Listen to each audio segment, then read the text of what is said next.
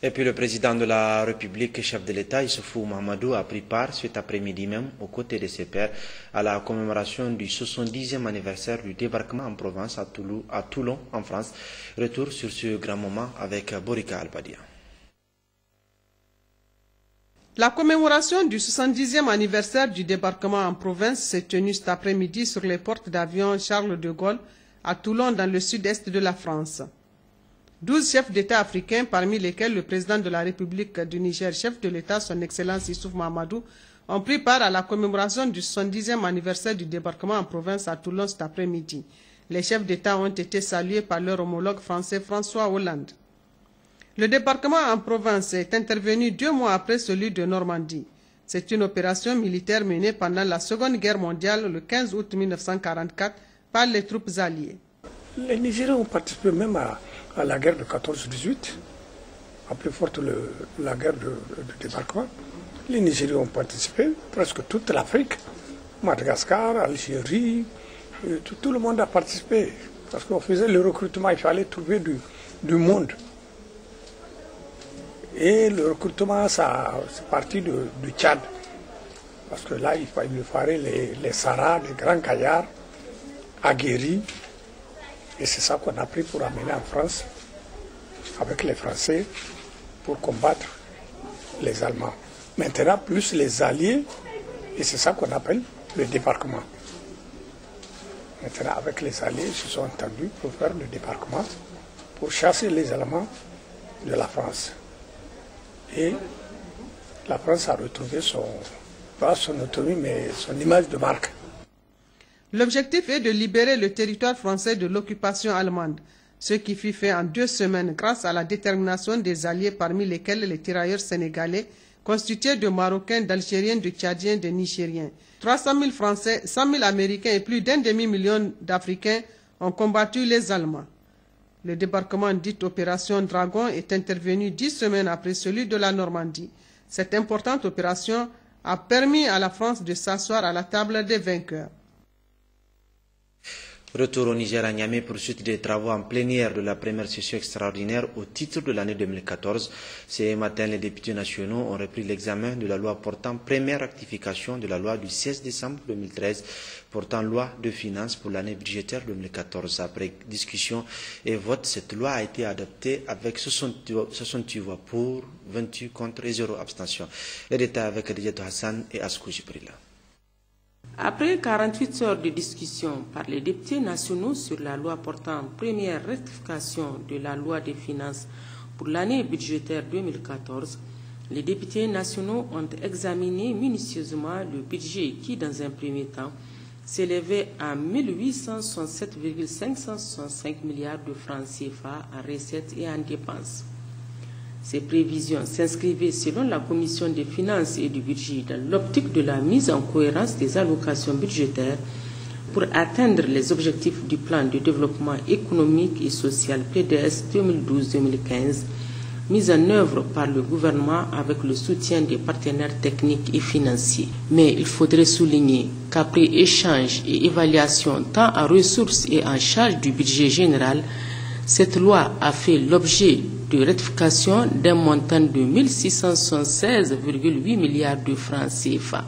Et le vote de ce budget passe avec 68 voix pour, 28 contre, 0 abstention. La loi rectificative est adoptée.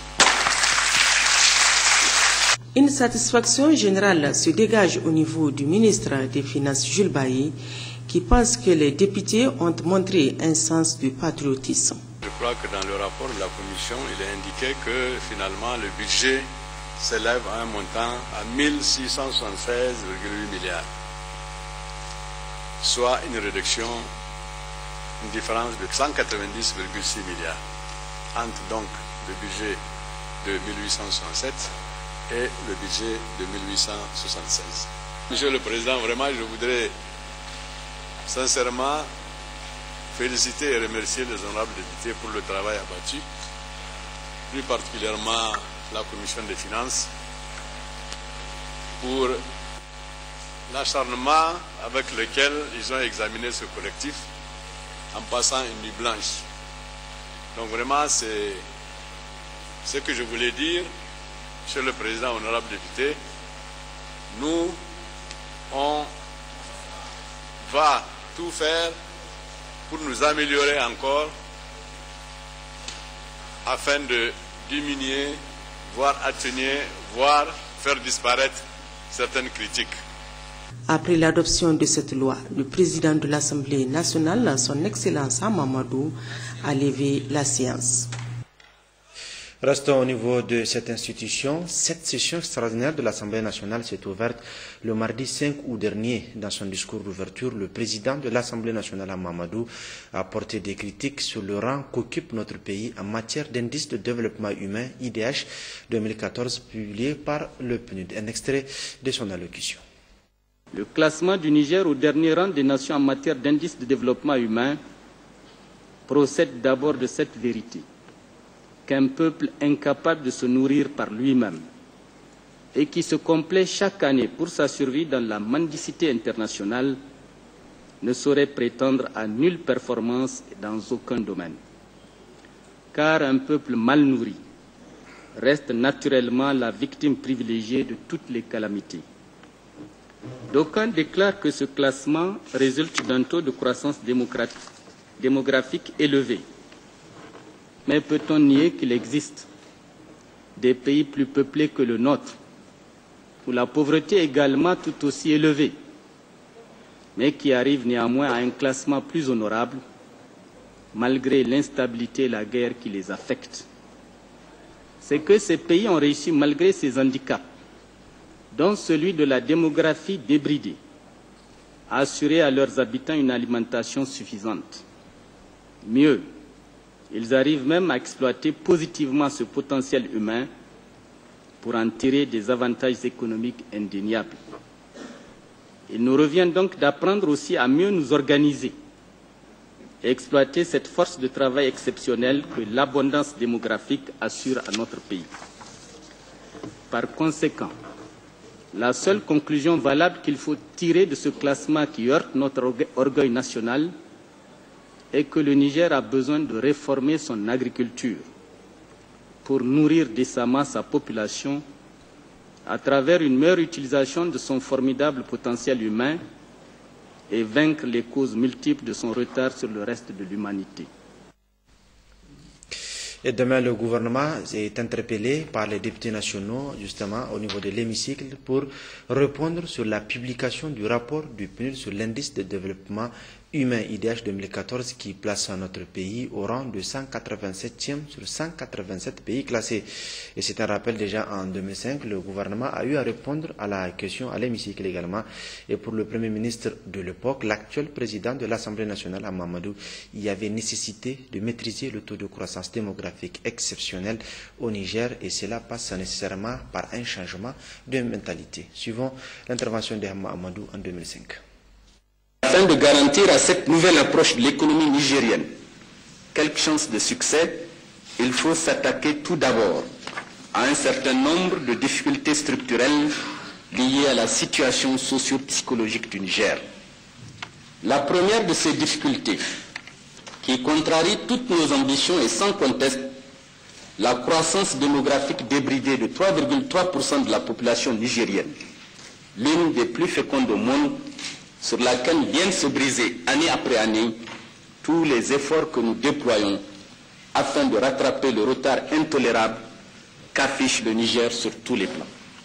C'est dire combien ce taux de croissance démographique exceptionnellement galopant doit interpeller notre conscience en vue d'une réaction individuelle et collective responsable face à la menace réelle qu'il représente pour l'avenir des générations futures. Vous me permettrez, honorables députés, d'évoquer avec vous un exemple d'impact négatif de ce taux dans le secteur spécifique de l'éducation, qui vous paraîtra, j'en suis sûr, plus expressif que tous les discours. Aujourd'hui, notre pays, après bien des sacrifices, a réussi à atteindre un taux de scolarisation de plus de 50% au niveau primaire. Or, le dernier recensement général de la population nous révèle qu'avec un taux de croissance démographique de 3,3%, il naîtra, au cours des 5 prochaines années, entre 550 000 et 600 000 enfants chaque année. Ces enfants, selon les prescriptions de la Constitution, ont un droit inaliénable à l'éducation. Aussi, pour dépasser le taux de scolarisation de 50% et atteindre les objectifs du plan décennal de l'éducation, l'État doit-il investir chaque année plus de 18 milliards de francs CFA en infrastructures scolaires au niveau du primaire, c'est-à-dire en moyenne 4 500 classes par an jusqu'en 2015. Au surplus, il faut dans le même temps acheter des tables-bancs, doter ces classes en matériel didactique et y affecter des maîtres d'école. Il convient de noter que le programme spécial du président de la République a apporté une contribution extrêmement positive à ce niveau, puisque le bilan de celui-ci révèle que ce sont 1713 classes qui ont été construites, sur lesquelles 1709 ont été équipées. Si ce rythme d'investissement quasi prohibitif et sans pause possible n'est pas soutenu, le taux de scolarisation risque de s'effondrer tout simplement. La question que nous devons alors nous poser est de savoir si l'État, même avec l'appui des partenaires extérieurs, pourrait-il durablement maintenir ce rythme. J'en doute fort, car il nous faut parallèlement investir tout aussi intensément dans le secteur de la santé, dans le domaine de l'hydraulique et dans le secteur vital des besoins alimentaires. Quel taux de croissance économique faut-il réaliser pour espérer faire face convenablement dans tous les domaines aux conséquences sociales d'un tel taux de croissance démographique? Surtout que pour l'heure, cette croissance économique dépend pour l'essentiel de l'agriculture, laquelle est sous l'emprise d'une pluviométrie aléatoire et irrégulière, ainsi que des terres considérablement dégradées et appauvries du fait de l'érosion naturelle et de méthodes culturelles archaïques. Quelle espérance s'offre-t-elle dans de telles conditions à notre peuple si nous devions laisser les tendances démographiques actuelles continuer d'évoluer sans contrôle?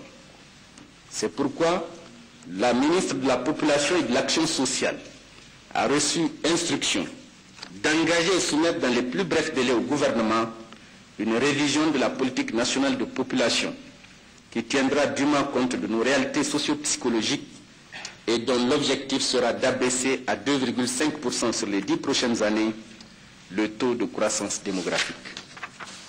Ce programme, mesdames et messieurs, visera à identifier et mettre en œuvre toutes les mesures permettant d'agir sur les déterminants de l'indice de fécondité, facteur moteur de la croissance démographique, et prendra tout particulièrement en compte une nouvelle législation sur le mariage, afin de nous permettre d'agir plus efficacement sur l'âge du premier mariage des jeunes filles. Dans ce programme qui s'articulera aussi bien sûr sur des mesures de réhabilitation du planning familial que sur le retour aux méthodes traditionnelles d'espacement des naissances, un accent particulier sera mis également sur les méthodes modernes de contrôle du rythme des naissances. Faute pour notre pays de prendre ces mesures courageuses, la conclusion est que la pauvreté ira irrémédiablement en s'intensifiant. Il en sera, hélas, ainsi, aussi longtemps que parallèlement à un effort soutenu de maîtrise de notre taux de croissance démographique, nous n'introduirons pas des réformes radicales dans nos mentalités, nos modes de production, nos méthodes culturelles et nos circuits de commercialisation, dominés actuellement, comme chacun le sait, par l'archaïsme, l'informel et la spéculation. Pouvons-nous, raisonnablement, mesdames et messieurs, continuer de nous complaire dans l'archaïsme et prétendre lutter efficacement contre le déficit alimentaire chronique du pays, à l'heure où, sous d'autres cieux, les populations se mettent au diapason du progrès scientifique en recourant à de nouvelles technologies agricoles? Assurément non, et c'est pourquoi nous devons plus que jamais nous convaincre de l'impérieuse nécessité qu'il y a pour notre pays d'opérer l'indispensable changement de mentalité que j'invoque régulièrement. Et puis depuis quelques jours, une délégation en provenance de Singapour séjourne au Niger. Hier soir, cette délégation s'est entretenu en séance de travail avec celle du Niger, représentée par le ministre d'État, ministre du Plan, de l'Aménagement du Territoire et du Développement communautaire, Jocelyne Amoussou et Hamidou Abdoulaye. C'est un premier programme de coopération qui est mis en place entre le Niger et le Singapour. Un protocole d'accord, fruit de la visite du chef de l'État Mahamadou Issoufou à Singapour en janvier dernier. Il y a deux domaines que nous allons travailler ensemble avec le gouvernement. Le premier projet que nous voulons travailler ensemble, c'est concernant le plan directeur du pays et les plans conceptuels du pays. Le deuxième secteur concerne l'enseignement professionnel et technique. Quand Singapour a obtenu l'indépendance aussi, nous étions aussi avec un niveau de très basique, et nous sommes aussi seulement à 700 km². Et les seules ressources que nous avons, ce sont les ressources humaines. Nous croyons pleinement dans le développement des ressources humaines et nous espérons que nous pouvons faire un renforcement des capacités pour le peuple du Niger. Ce programme comprend un plan de formation technique et professionnelle, un plan d'aménagement du territoire et des plans d'aménagement urbain. Dans l'immédiat, les autorités entendent commencer par là où il y a du retard. Il n'y a pas eu de schéma directeur d'aménagement du territoire et d'aménagement urbain depuis 2003. Donc nous sommes en retard au moins de pratiquement une décennie. Il est important que nous puissions planifier des infrastructures en avance par rapport donc aux objectifs de croissance urbaine que nous attendons. Pour ce qui concerne la formation professionnelle, vous voyez qu'il y a beaucoup de nouvelles industries qui se mettent en place. Vous avez le chemin de fer qui se met en place. Pour toutes ces questions-là, il est évident que la question de la formation professionnelle et de l'orientation sur le long terme de notre enseignement sont des priorités pour lesquelles le gouvernement attache une importance toute particulière. Un programme de coopération qui va commencer en octobre prochain selon le ministre du Plan. Et vous suivrez en partie magazine de ce journal qui est consacré à l'entretien que le ministre d'État à la présidence de la République, Albadé Abouba, a accordé à nos confrères de la chaîne de télévision Canal 3 Niger. Albadé Abouba a évoqué dans cet entretien la situation sociopolitique du pays, les préparatifs de la fête tournante du 18 décembre que va abriter la région de Dosso cette année. Et Orange Niger, la compagnie de téléphonie mobile, a également lancé il y a quelques semaines pour la 4e année consécutive le prix Orange de l'entrepreneuriat social en Afrique. Nous allons en parler dans quelques instants et à cet effet, nous recevons sur ce plateau M. Roni Alassane, directeur de la communication institutionnelle et de la responsabilité sociale de l'entreprise. M. Roni, bonsoir. Bonsoir. Suite de ce journal sur l'affaire dite des bébés importés qui a défrayé la chronique dans notre pays, mais jusqu'ici, les organisations de la société civile qui exigent l'équité dans le traitement du dossier continuent encore d'attendre. C'est le sujet du dossier de cette édition signé Moussa Mani. Jusqu'à présent, personnellement, je suis perturbé. Je n'arrive pas à comprendre c'est quoi l'objectif. Que ce soit les parents en question, les femmes en question, les maris en question, plus et tous ceux qui sont autour d'eux, en fait, ils cherchent quoi? Nous, c'est une question qu'on est en train de nous poser. C'est quoi l'objectif? Que gagne quelqu'un qui va aller simuler une naissance et supposer avoir accouché et avoir des enfants qui ne sont véritablement pas de lui et qui va devoir les élever, les entretenir pour qu'ils grandissent sous son nom, sous son toit, et pour quel objectif? S'il vous plaît, est-ce que quelqu'un peut nous expliquer pour nous élucider cette situation-là pour que nous soyons dans la position vraiment de retrouver notre morale? Ces interrogations légitimes de la plupart des Nigériens sont restées sans réponse, surtout qu'aucune de nos valeurs culturelles ni aucun principe religieux ne cautionne une telle pratique. L'islam, en tant que religion de paix, en tant qu'une religion de miséricorde, en tant qu'une religion qui a un prophète de paix, on ne peut pas parler de paix, de miséricorde et parler aussi d'un marché humain. En aucun cas. Parce que même au temps des traites négrières, c'est les adultes qui sont utilisés dans le sens mais les vieillards et les enfants sont toujours épargnés. Ainsi, même dans la guerre entre les musulmans et les mécréants, autant il y a des conditions où il y a des principes aussi à respecter, qui est épargner les vieillards et épargner aussi les enfants. Pas seulement on ne parle même pas des bébés ici.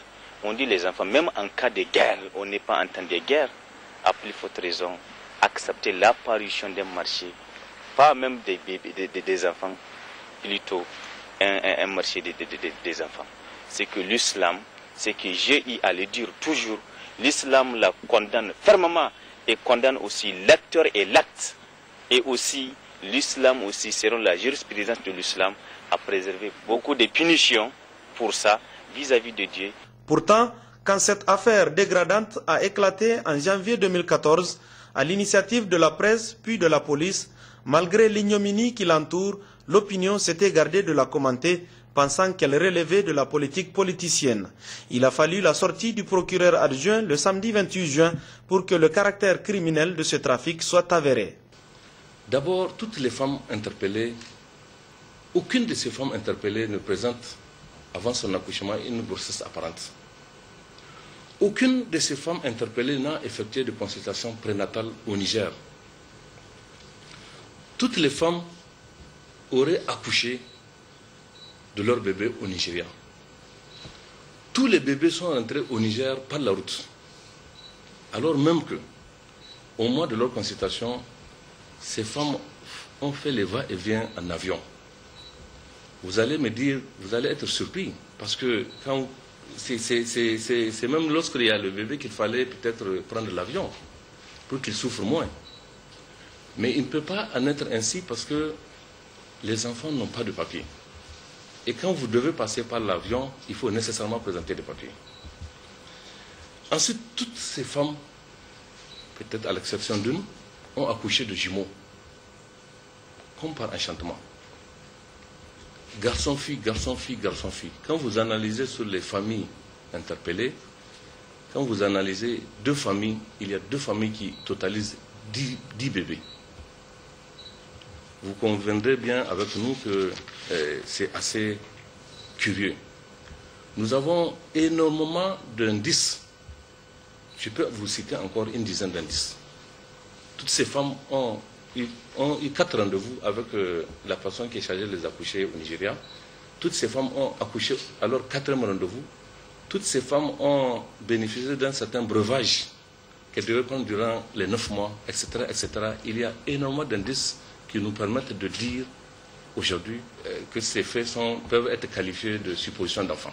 Depuis, l'opinion a changé et l'enquête qui s'est poursuivie a mis au grand jour un vaste réseau sous-régional impliquant plusieurs pays. Des médias internationaux se sont intéressés à l'affaire et les langues se sont déliées. De plus en plus d'organisations de la société civile condamnent l'existence d'un tel trafic honteux et dégradant impliquant des personnalités du pays.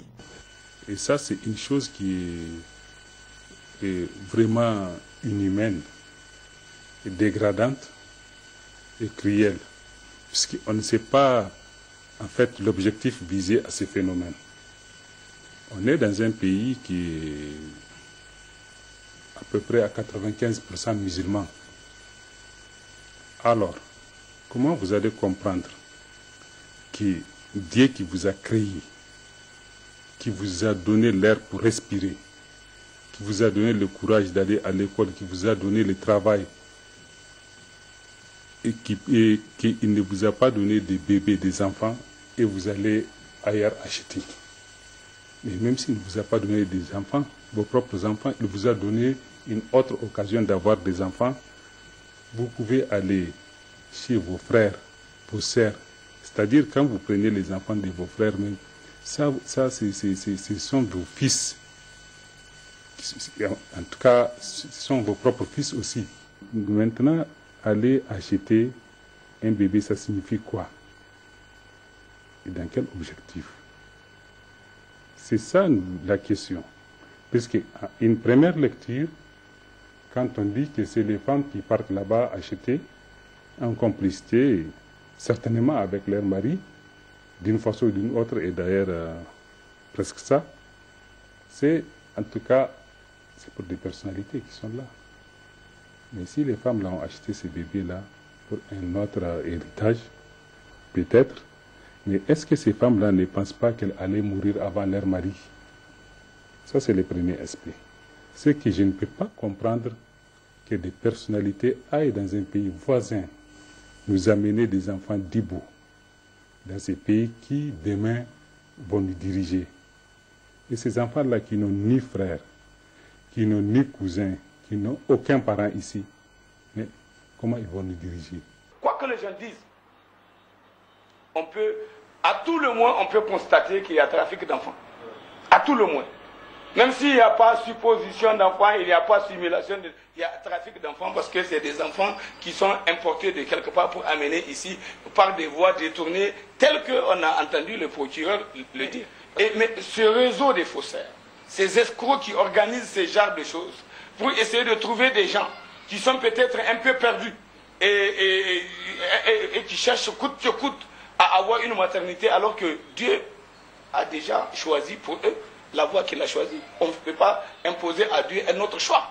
Maintenant, malgré tout, ils sont venus parce que quelqu'un les a fait croire qu'il a les moyens, lui, de les aider à avoir des enfants.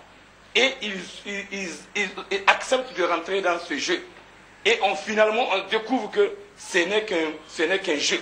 C'est une tricherie, une pure tricherie, grave et gravissime, et qui a fini par conduire à ce qu'on a vu. Et en tant que défenseur des droits de l'homme, nous nous interrogeons sur comment tout cela va être traité et géré aujourd'hui pour que les droits de ces enfants soient protégés. Comment on appelle ça, les acteurs là, qui sont venus à commettre cet acte ignoble qui a pratiquement mélangé tout ça, que l'on soit dans la position d'apprécier leur moralité et regarder comment par leur action, par leur mégarde, par leur frasque, on se retrouve avec une situation où on a un cas inédit. Un cas inédit où on se retrouve avec des choses que notre société, notre peuple, notre civilisation ne connaît pas.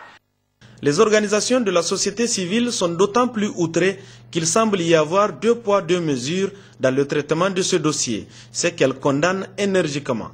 Il est inadmissible que dans un état de droit, dans une république qui garantit à tous l'égalité devant la loi, qu'il y ait des citoyens qui auront commis la même faute, comme aujourd'hui, personne ne peut douter j'allais dire de la responsabilité ou de la moralité d'un monsieur comme Haïtou, qui a été pendant plus de 25 ans un responsable dans une de nos banques de ce pays et que tout le monde a toujours respecté. Avant cette affaire-là, personne ne pouvait douter de la moralité de ce monsieur. Donc aujourd'hui, il est en prison.